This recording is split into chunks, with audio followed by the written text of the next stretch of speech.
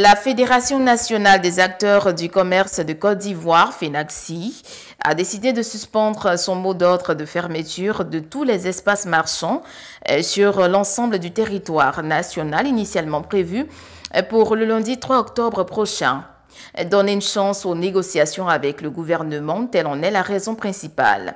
Une décision prise à l'issue de la deuxième Assemblée générale extraordinaire de l'association sur la cherté de la vie. C'était le vendredi 23 septembre 2022 à la salle de mariage de la mairie d'Adjamé.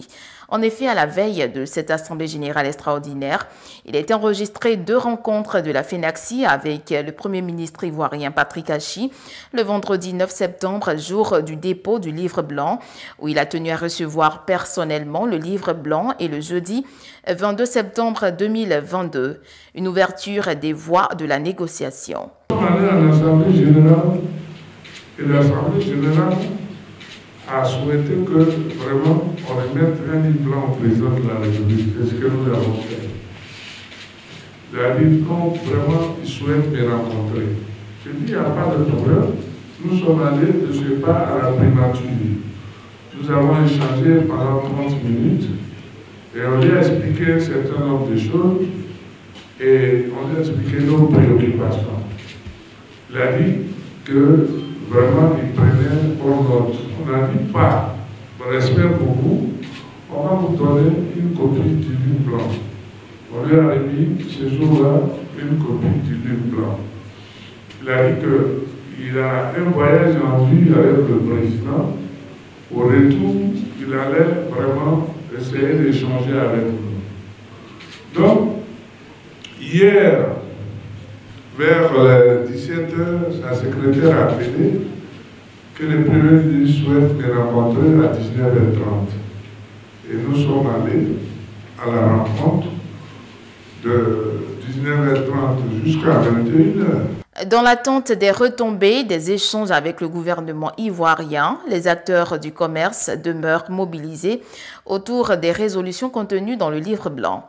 Entre autres, le maintien en éveil permanent des bases syndicales de la FENACSI afin qu'elles restent sur la problématique de la cherté de la vie, de la constitution d'un collectif d'avocats et de juristes pour accompagner la Commission nationale des acteurs du commerce de la lutte contre la vie chère dans l'exécution de son programme d'activité, d'apporter une réponse appropriée aux manquements des représentants des pouvoirs publics dans l'exercice de leurs fonctions vis-à-vis des espaces marchands. L'horizon s'éclaircit pour les acteurs du commerce de Côte d'Ivoire, mais comme l'a recommandé le président de la FENACSI, Inola Soumarou Farikou, nous restons mobilisés et vigilants et nous espérons que ce round d'observation, de négociation qui va s'ouvrir nous permettra d'apporter des réponses satisfaisantes aux préoccupations de nos commerçants. Cette seconde assemblée a vu la présence massive des secrétaires généraux de la FENACSI, des organisations professionnelles de commerçants, des partenaires et de la majorité des acteurs du commerce. Après des échanges bien fournis et garnis, ils disent être rassurés qu'un jour nouveau se lève pour le secteur, ce qui sera favorable pour tous. Après la réunion, on a tous décidé d'aller vers ces échanges qui vont débuter la semaine prochaine entre le Premier ministre et puis la FENACSI pour trouver une solution à cette crise qui a trop duré. On ne peut qu'espérer. La porte était fermée. Avec le ministre du Commerce, tout était bloqué. Si hier, le Premier ministre est rentré en contact avec le président de la FENACSI, qu'ils se sont rencontrés pendant 1 heure, ils ont échangé et qu'ils ont proposé un calendrier sur lequel ils vont travailler, nous on est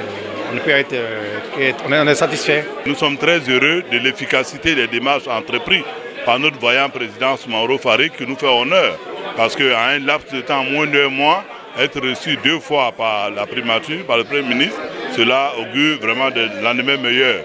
Surtout avec tous les acharnements et toutes les difficultés que nous connaissons de la part de notre ministère du Commerce qui s'acharne avec ses contrôleurs, qui a commis des préfets à nous traquer, les commerçants. Vraiment, nous, c'est comme vraiment un bouée de sauvetage que le Premier ministre nous apporte pour nous donner vraiment l'envie de continuer à faire le commerce en Côte d'Ivoire. L'initiative du président du conseil d'administration de la FENACSI, nous saluons l'ensemble des acteurs de commerce et nous les invitons naturellement à la mise en œuvre des résolutions qui ont été adoptées à l'unanimité par l'Assemblée générale.